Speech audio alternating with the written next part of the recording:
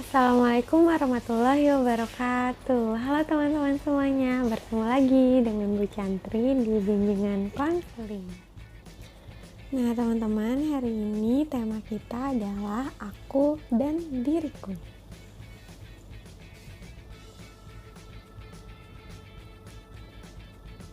Nah teman-teman, tentunya kita mengenal jenis kelamin manusia. Cuma ada dua ya teman-teman, yaitu perempuan dan laki-laki. Nah, perempuan dan laki-laki itu dalam Islam memiliki batasan-batasan aurat yang berbeda-beda. Nah, kalau misalnya aurat laki-laki dari mana teman-teman? Dari pusat, besar ya, dari udel sampai lutut. Jadi kalau misalnya kalian main futsal atau berenang, sebaiknya pakai celana yang menutupi lutut ya teman-teman, karena itu termasuk aurat kalian. Kalau sholat pun juga harus tertutup lututnya supaya sah sholatnya.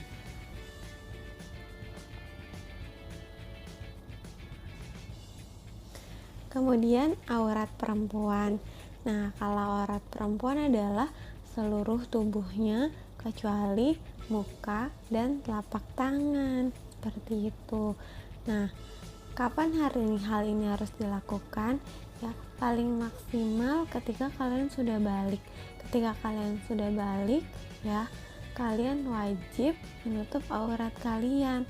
Mungkin kalau sekarang kalian belum balik teman-teman, jadi masih diperbolehkan tidak memakai kerudung, tapi lebih baik ya mulai dari sekarang belajar menutup aurat supaya nanti ketika kalian sudah balik, kalian sudah terbiasa menutup aurat kalian ya teman-teman.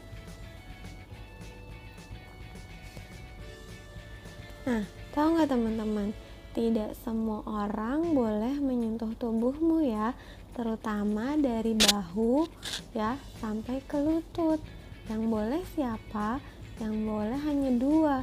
Yang pertama orang tuamu atau dokter yang didampingi oleh orang tua, seperti itu. Jadi kalau ada orang asing tidak boleh ya teman-teman, guru pun tidak boleh ya menyentuh bagian tubuh kalian dari bahu sampai lutut. Nah, sekarang kita akan membahas 3 macam sentuhan ya. Yang pertama, sentuhan karena kasih sayang. Contohnya mengusap, membelai kepala, atau ketika kalian habis mandi dibedakin badannya. Yang kedua, sentuhan yang membingungkan. Contohnya mula-mula mengelus kepala, kemudian meraba bagian tubuh dari bahu ke lutut yang tidak boleh dipegang oleh orang lain. Nah, itu bahaya ya. Kalau ada orang kayak gini, kalian langsung pergi. Yang ketiga, sentuhan jelek. Contohnya seseorang meraba bagian tubuh kalian, bagian paha, dada, atau bagian yang dekat dengan kemaluan kalian. Kalau ada orang kayak gini, kalian langsung lari ya teman-teman, atau lapor ke guru kalian. Nah, sekarang Bu Chandra mau jelasin siapa itu kerabat, teman, kenalan, dan orang asing.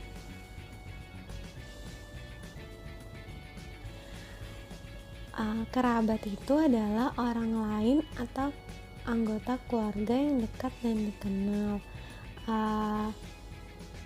Jadi bisa termasuk itu muhrim kalian atau bukan muhrim.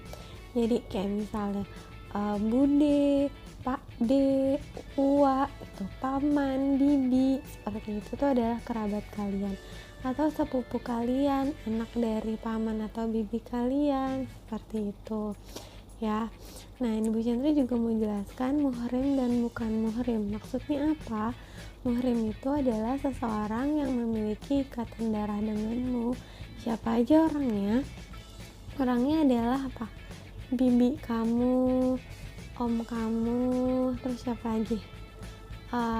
Pak D kamu, bude kamu, atau uak kamu, ya kakek, nenek. Nah, itu adalah orang yang memiliki ikatan darah denganmu. Itu termasuk muhrim, seperti itu.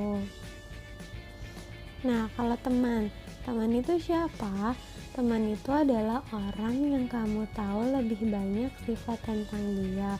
Bahkan kamu juga tahu sifat-sifatnya.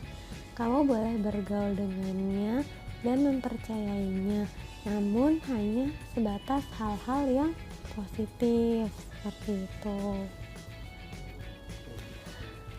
Kalau sahabat adalah teman yang sangat dekat dengan dirimu. Kamu bisa mempercayainya, namun harus tetap ada batasannya ya. Jadi sahabat itu lebih dekat daripada teman.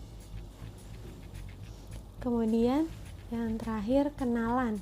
Bukan yang terakhir, yang kedua dari terakhir. Kenalan adalah orang yang hanya kita kenal nama dan alamatnya. Bagaimana sikap kalian? Sikap kalian harus berhati-hati karena tidak mengenal secara mendalam. Biasanya kamu juga sering bertemu dengannya seperti tukang bakso, tukang ojek langganan, tukang sayur langganan orang tua kamu. Nah, itu kalian hanya sebatas kenal. Jadi, tidak boleh terlalu dekat seperti itu. Kemudian orang asing. Nah, siapa kok orang asing? Orang asing adalah orang yang tidak kamu kenal sama sekali dan baru pertama kali bertemu. Sikap yang paling tepat adalah tidak boleh terlalu percaya dan terlalu akrab sama orang itu. Misalnya, siapa aja mereka? Orang yang duduk di samping kita saat kita di bis, di kereta, atau orang yang sedang menunggu antrian. Nah, kalau misalnya orang-orang ini menawarkan kalian minuman atau makanan, sebaiknya ditolak ya teman-teman, karena mereka orang asing atau mereka mengajak ke suatu tempat yang sepi. Nah, sebaiknya jangan diikuti ya teman-teman, karena kita tidak mengenal mereka. Nah, itu tadi pelajaran kita hari ini. Setelah ini kalian silahkan menonton video yang ibu sudah tampilkan di Google Classroom kalian. Nanti kalau misalnya ada pertanyaan, kita bahas di Zoom meeting ya teman-teman. Terima kasih atas perhatiannya. Mohon maaf jika ada kesalahan. Wassalamualaikum warahmatullahi wabarakatuh.